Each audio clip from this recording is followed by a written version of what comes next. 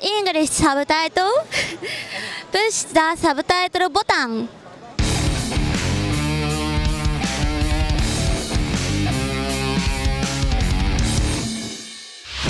Hallo zu einer neuen Reptil-TV-Folge. Mein wunderschönes Intro-Tier heute, ein Lace-Monitor. Ich habe jetzt die ganze Zeit überlegt, wie die auf Deutsch heißen. Ich weiß es ehrlich gesagt im Moment gar nicht. Lace-Monitor. Ich glaube, vielleicht ist das international. Also Varanus varius, australischer Großvaran. Wunderhübsche Tiere, ne? Schaut euch mal diese Bänderzeichnung an. Sogar hier pink mit drin am Schwänzchen. Leider ist er gar nicht so kameraaffin, wie es scheint. Ja, guck mal, hier sogar pink mit drin in den Farben. Super schön. Eigentlich auch anständig brave Tiere, aber er will halt die ganze Zeit weg. Und er hat furchtbar scharfe Krallen. Also ich habe mir jetzt schon die Finger verkratzt, weil ich gedacht habe, ich mache das ohne Handschuh. Aber jetzt bin ich doch hier auf Handschuh umgestiegen. Ja, mein Intro-Tierchen für euch heute. Muss zugeben, aus das erste Mal, dass ich sowas Tolles oder so einen Lace-Monitor besitze.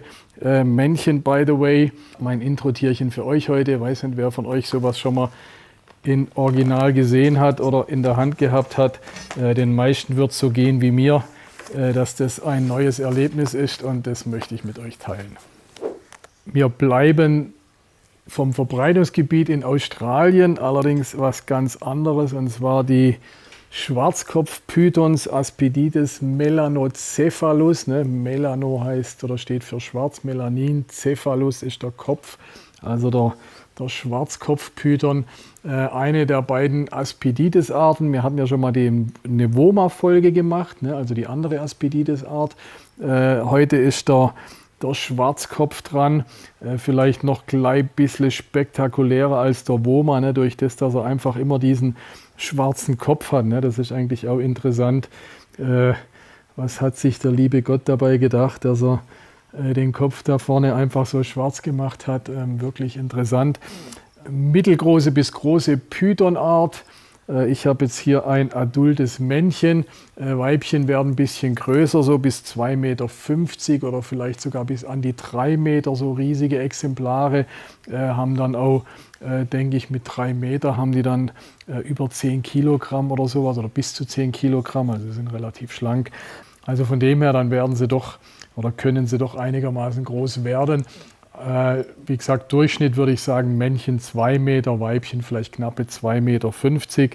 Herkunftsgebiet ist das nördliche Australien, also die heißen Gebiete von Australien, ne, wo es wirklich eigentlich ganzjährig warm bzw. heiß ist. Nicht ganz, oder der Schwarzkopfpython mag keine ganz feuchten Gebiete, also man wird den jetzt nicht irgendwo im tropischen Regenwald antreffen, sondern eher so Steppe bis vielleicht maximal halbfeuchte Gebiete. Das ist so das Habitat, wo der Schwarzkopfpython ganz gern mag. Als Terrarium würde ich euch das so ein 1,80 Meter, 2 Meter Terrarium empfehlen. Also bei uns gibt es dieses 1,80 Meter Set für Boas und Pythons. Das ist eigentlich perfekt mit Heatpanel-Beleuchtung, gutes Versteck rein. Aspidites ist eher bodenbewohnend. Ihr könnt natürlich, oder ich würde schon ein paar Äste oder vielleicht auch ein paar Ablagen weiter oben reinmachen, aber die meiste Zeit werden die Schwarzköpfe sich auf dem Boden aufhalten. Also trotzdem schlanken Körperbau, könnte man vielleicht auch denken, na, der klettert bestimmt viel, aber es ist eher ein Tier, was sich auf dem Boden oder in Höhlen versteckt. Klimatisch in den Sommermonaten gut warm, ne? Also tagsüber gute 30 Grad, nachts könnt ihr runtergehen auf 24, 25 Grad.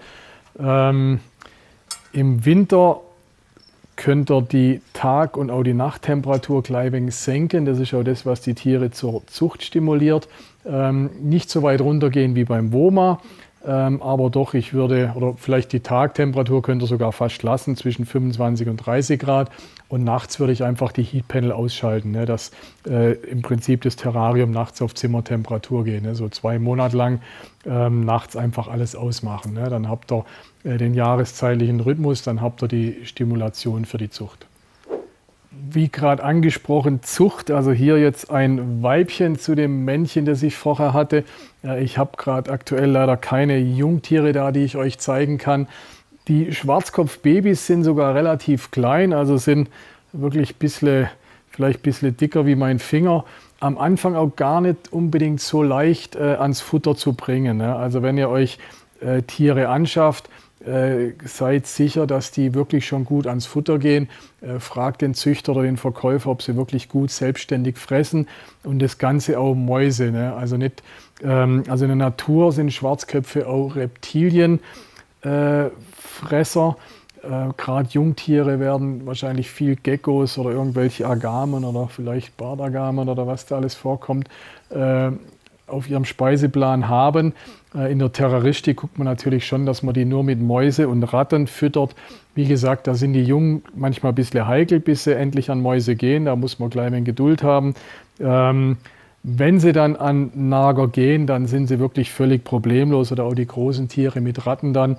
Also die großen alle, also Weibchen würde ich so 14-tägig füttern, Männchen vielleicht alle 3 Wochen und die Jungtiere würdet ihr wöchentlich füttern. Am Schluss stehe ich in der Regel da und präsentiere irgendwelche gute Literatur oder versuche es zumindest zu präsentieren.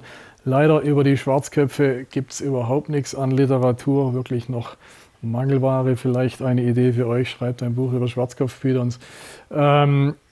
Ansonsten hoffe ich, es hat euch gefallen. Wenn ja, Daumen hoch, Kanal abonnieren. Gerne eure Kommentare drunter. Habe ich was vergessen? Weil ich überlege die ganze Zeit, was habe ich denn jetzt nicht erzählt? Das ging alles so schnell und flugs. Wenn ich was vergessen habe, schreibt es drunter. Oder wenn ihr noch Fragen habt, schreibt sie auch drunter. Vielleicht kann es ich beantworten, vielleicht jemand aus der Community. Und ansonsten bleibt mir treu und checkt die Blackheads.